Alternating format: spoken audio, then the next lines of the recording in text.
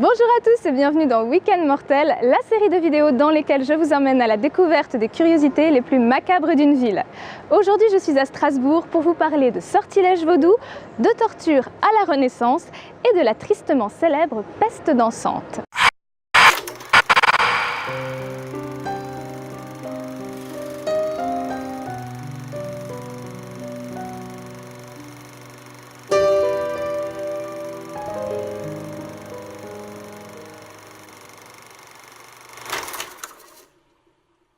À Strasbourg se dresse le fascinant Château Vaudou.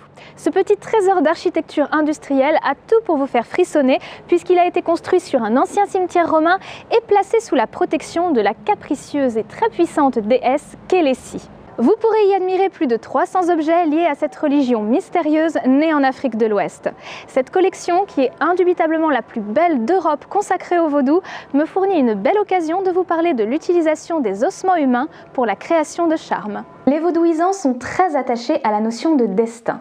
Leur moyen de divination, qu'on appelle la géomancie du Fa, guide les pratiquants dans leurs actions qui pensent avoir une route toute tracée. Cependant, il n'est pas interdit de donner un petit coup de pouce au destin, et pour cela, le vaudou excelle dans la création de charmes que l'on désigne sous le terme générique de beau.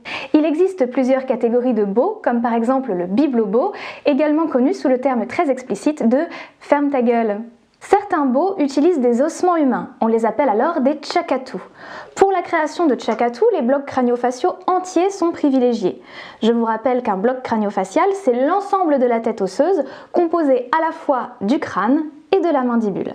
Chaque objet est dédié à un vœu spécifique qui va être insufflé à l'intérieur du crâne. Ensuite, on ligaturera fermement les mandibules pour que le vœu insufflé ne puisse pas s'échapper. Puis on ajoutera des charges magiques, minérales ou végétales, en lien avec le vœu en question. Souvent pris à tort pour un objet maléfique destiné à porter le mauvais œil sur l'ennemi, le tchakatou est en fait un objet ambivalent. Et malgré son aspect très impressionnant, sa fonction protectrice n'est pas à négliger. Des crânes d'adultes comme des crânes d'enfants peuvent être utilisés pour la création de tchakatou. Et bien évidemment, si le défunt à qui appartenait le crâne était puissant ou reconnu, le tchakatou n'en aura que plus d'efficacité. Pour une promenade mortelle, n'hésitez pas à faire un tour par le pont du Corbeau, également appelé le pont des supplices, puisque les condamnés y étaient mis à mort par noyade. Pendant longtemps, on a simplement utilisé une planche à bascule pour cette besogne, mais à partir du XVe siècle, les grandes villes se dotent d'une cage à immerger métallique qui prend parfois la forme d'un homme. N'hésitez pas également à passer par la tour du Bourreau ou Ankerturm. Cette tour a été la prison de la ville jusqu'en 1823 et était également le lieu d'exposition des criminels au pilori.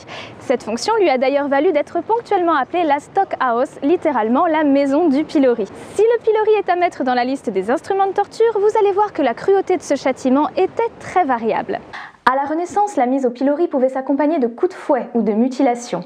Il n'était par exemple pas rare de clouer les oreilles du condamné au pilori, ou la langue si celui-ci avait blasphémé ou calomnié un personnage important. D'où l'expression « clouer au pilori ». Littéralement, je veux dire.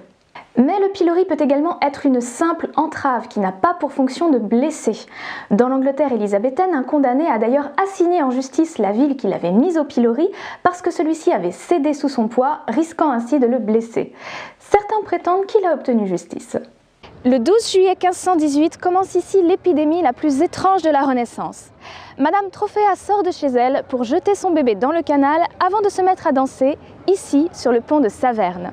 Elle va entraîner les autres habitants à la suivre dans une danse macabre qui va durer des semaines et faire plus de 2000 morts. L'événement a fasciné les médecins de l'époque et a même attiré l'attention de Shakespeare qui la mentionne sous le nom de The Dancing Plague.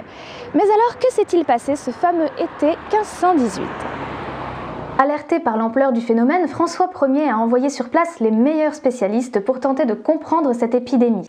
Les médecins de l'époque ont immédiatement écarté l'hypothèse de l'ergotisme.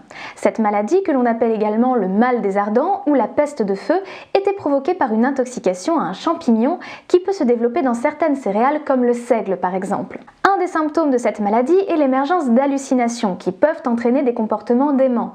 Mais l'ergotisme s'accompagne également de lésions cutanées et de maux gastro-intestinaux, Or, les Strasbourgeois ne faisaient que danser. Alors il existe bien une maladie qui fait danser sans beaucoup d'autres symptômes physiologiques. Il s'agit de la chorée de Sydenham, également appelée la danse de Saint Vitus. Le problème, c'est que la chorée de Sydenham est une maladie auto-immune. Elle n'est donc pas contagieuse. Et elle ne peut pas non plus se diffuser largement dans la population à travers des produits de grande consommation, comme la farine de seigle par exemple. L'hypothèse la plus probable pour expliquer cette épidémie de danse strasbourgeoise est donc que nous ayons eu affaire à une crise de démence collective. Et les hystéries collectives menant à des danses macabres ne sont pas si rares, on en connaît au moins 3 autres, rien que pour l'Allemagne. Et il faut ajouter que les Strasbourgeois traversaient à l'époque une terrible famine, elle les avait affaiblis, physiquement, psychologiquement. Il est donc possible que leur détresse les ait poussés à danser jusqu'à la mort.